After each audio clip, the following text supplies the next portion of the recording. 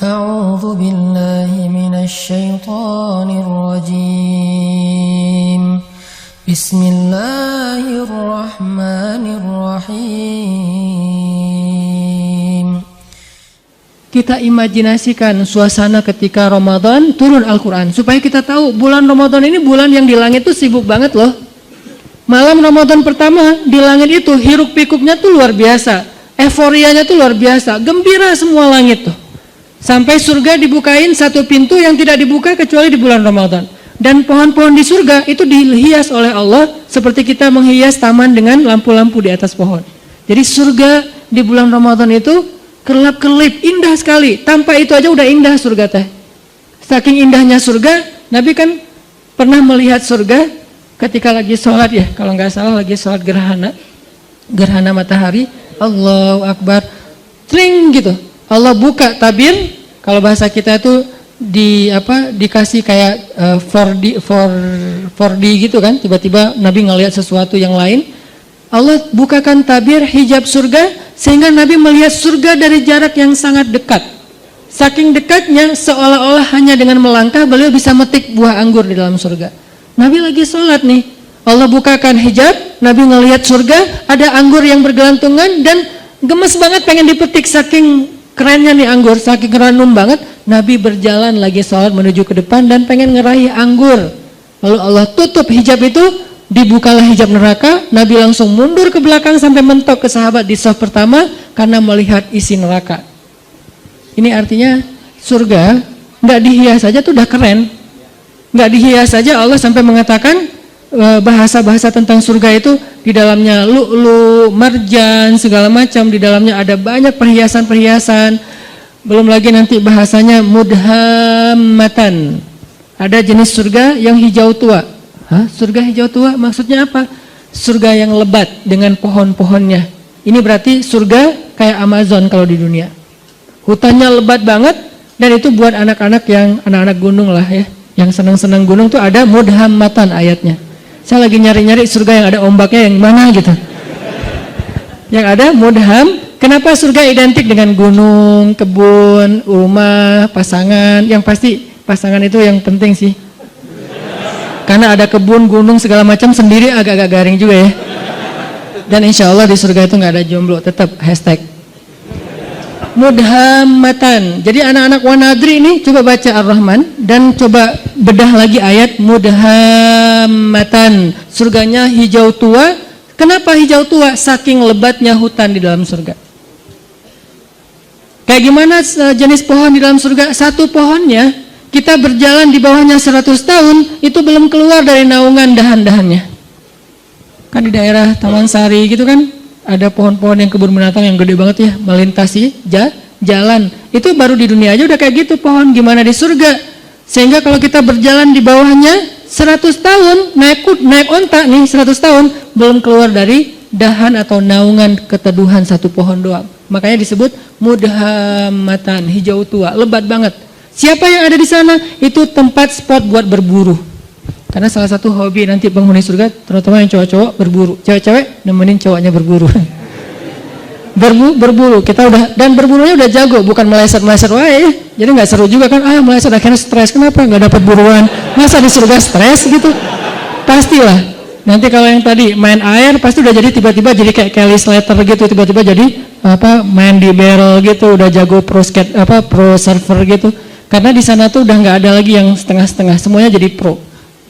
La khaufun alaihim wala. Nah, gambaran emosional perasaan manusia di dalam surga, la khaufun alaihim wala hum yahzanun. Enggak ada lagi rasa takut, khawatir, dan enggak ada lagi rasa kecewa atau sedih.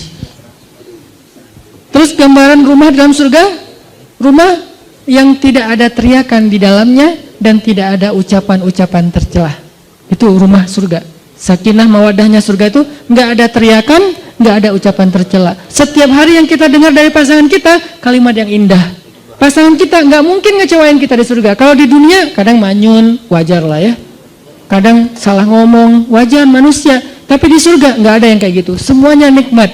Dan malam Ramadan, surga yang indah itu Allah hias. Jadi kita bayangkan, kita imajinasikan. Kenapa Nabi ngomong sedetail ini? Supaya kita berimajinasi tentang keadaan Ramadan. Sampai yang saya pernah cerita, Nabi pernah Allah perlihatkan surga dalam mimpi kan? Dan mimpinya Nabi itu bagian dari mi'rajnya beliau, naik ke langit. Ngelihat sebuah istana yang indah. Istananya tembus pandang, jadi kayak kaca gitu. Kemudian di dalam istana, di sebelah istana itu ada seorang cewek lagi main ayunan. Terus Nabi nanya kepada Jibril, itu cewek itu siapa? Itu rumah siapa? Rumah Umar. Langsung Nabi memalingkan wajahnya karena ternyata itu istrinya Umar.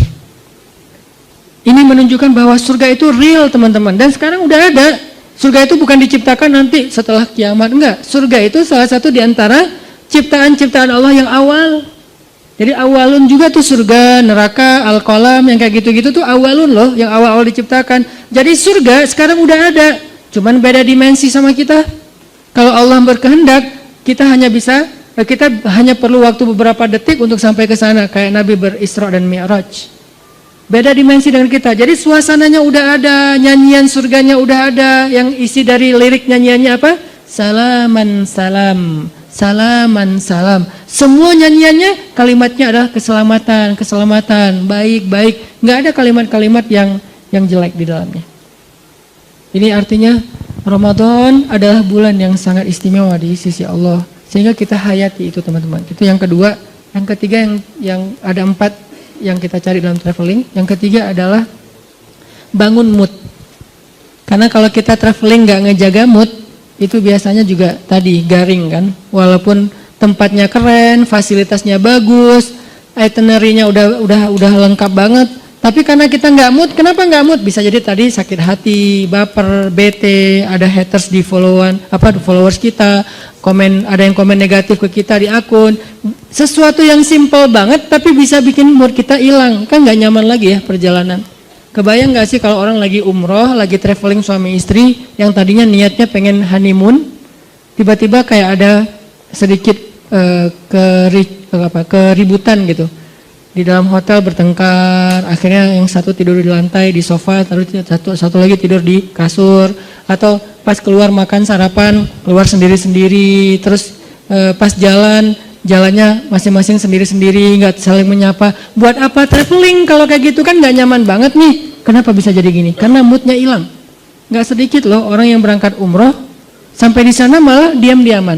Yang tadinya udah happy-happyan, kita umroh pertama nih berdua, sampai di sana ada masalah sepele, akhirnya diam-diaman. Mungkin masalah sepelenya apa?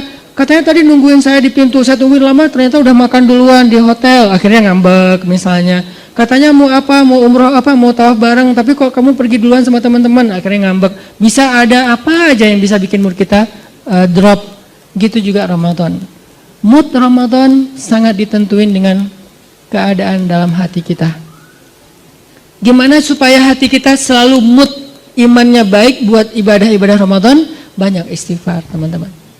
Karena yang bikin mood iman kita drop, dosa. Saya selalu ngulang-ulang kalimat dari ulama, min awalil khair an tatrukas syarr. Awal dari semua kebaikan itu tinggalin dosa. Salah satu cara ninggalin dosa, istighfar.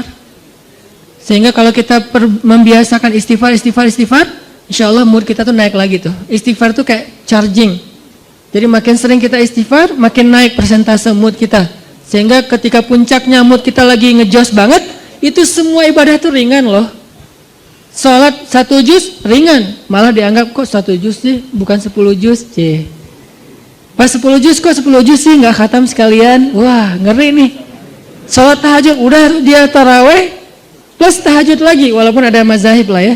Dia tahajud lagi di rumah. Kalau tadi kenapa tahajud lagi? Soalnya tadi kan tarawehnya crowd, saya pengen tahajud berdua.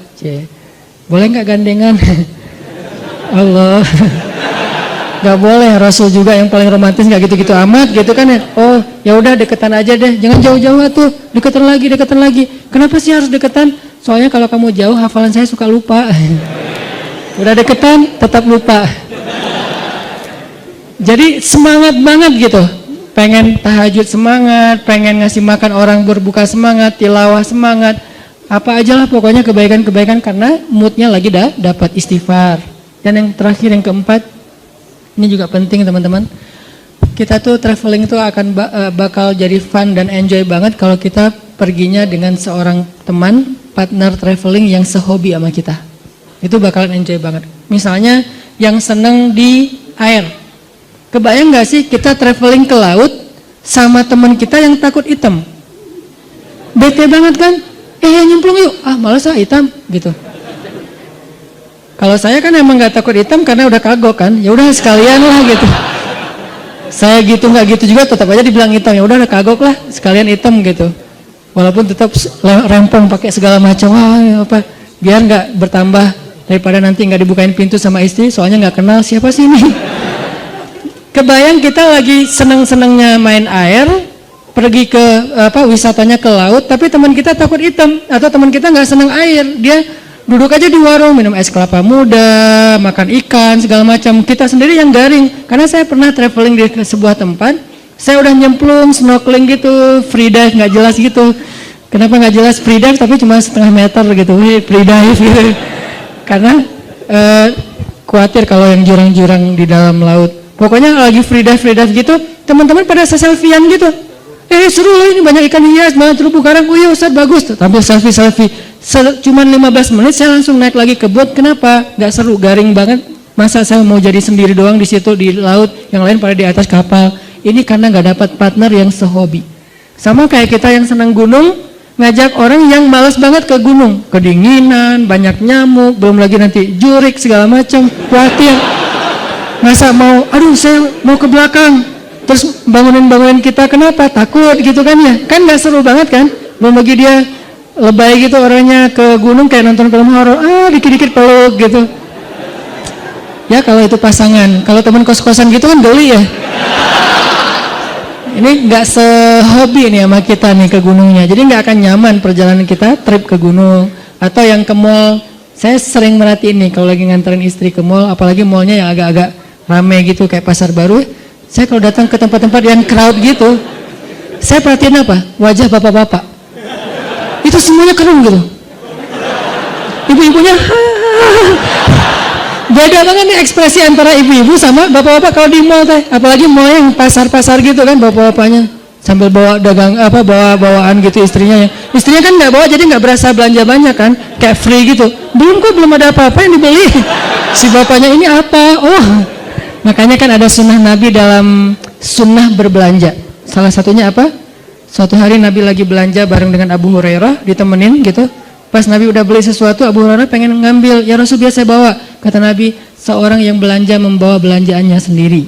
Itu sunnah belanja. Kenapa kita bawa belanjaan sendiri? Biar tahu kalau kita udah belanja banyak.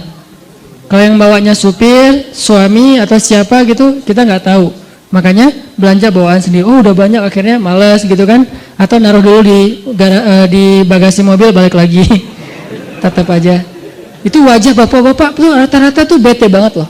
Kalau di tempat-tempat crowd gitu ya, semuanya pada bete. Kalau seandainya mereka bisa memilih, cuman nggak dikasih pilihan sama istrinya.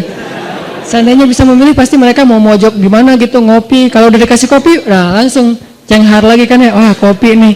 Makanya kalau partner traveling kita nggak sehobi, itu nggak bakalan enjoy. Pasti nggak nyaman banget. Sebentar udah langsung pengen cus. Kenapa? Udah kelihatan ada wajah-wajah bete nih. Mudah-mudahan kita cari partner Ramadan kita. Siapa yang rajin tilawah? Almar'u ala dini khalilih. Seseorang itu tergantung siapa teman dekatnya. Jadi kalau partner traveling Ramadan kita senang tilawah, kita ke bawah. Senang tahajud, kita ke bawah. Senang sedekah, kita ke bawah. Senang kebaikan-kebaikan, kita ke bawah. Cari partner traveling yang bisa bikin Ramadan kita lebih semangat, lebih lebih nyaman gitu. Dan mudah-mudahan di akhir Ramadan nanti ada satu kesempatan 10 malam terakhir. Itu kalau saya analogiin dengan traveling teman-teman. Biasanya pas kita traveling kalau dengan pasangan tuh selalu hari terakhir itu kita nggak barengan. Hari pertama barengan, kedua barengan, terus aja barengan, pegangan tangan kemana-mana nggak bisa lepas gitu. Giliran hari terakhir pasti nggak barengan. Kenapa? Karena masing-masing ngejar target. Nyari oleh-oleh yang belum dapat. Si ibunya nyari oleh-oleh buat teman-temannya, si yang cowoknya juga nyari oleh-oleh buat teman-temannya. Jadi semuanya mencar. Hari terakhir biasanya mencar tuh. Masing-masing rempong sendiri-sendiri. Udah kita nanti ketemu di sini ya, meeting pointnya, udah jalan sendiri-sendiri. Itu analogi sederhana berlaku juga di Ramadan. Hari terakhir yang tadinya kita barengan, berbuka puasa bareng, malam tahajud bareng, begitu masuk asyarah min awakhir Ramadan, 10 terakhir bulan Ramadan, kayaknya kita harus berlakukan SOP traveling. Gak apa-apa deh, kali ini kita agak sendiri-sendiri. Itikaf sendiri-sendiri, maksudnya satu masjid tapi kan beda. Masa mau itikaf di sini mesra-mesraan kan agak aneh ya. Boleh sih mesra-mesraan, gimana? Nyisir rambut. Misalnya, mah bawa sisir nggak? Kenapa? Sunnah mah. Kan Aisyah nyisir rambut Nabi ketika lagi, papa kan nggak punya rambut. Oh iya. Soalnya banyak mikir gitu. Jadi udah mulai sendiri-sendiri, udah nggak buka puasa bareng lagi karena sibuk dengan itikaf, masing-masing ngejar malam Lailatul Qadar. Dan itu penting banget, insya Allah nanti di malam-malam berikutnya akan dibahas. Mudah-mudahan tahun ini kita memperoleh Lailatul Qadar, dan seandainya tahun ini adalah Ramadan terakhir kita, ya Allah jadikanlah Ramadan ini sebagai penggugur semua dosa-dosa kami. Jadikanlah Ramadan ini sebagai jalan buat kami ke surgamu ya Allah, dan jadikanlah Ramadan ini adalah Ramadan terbaik dalam hidup kami. Semoga Allah memberkahi bulan Ramadan kita. Kullu am wa antum bi khair, Ramadan karim.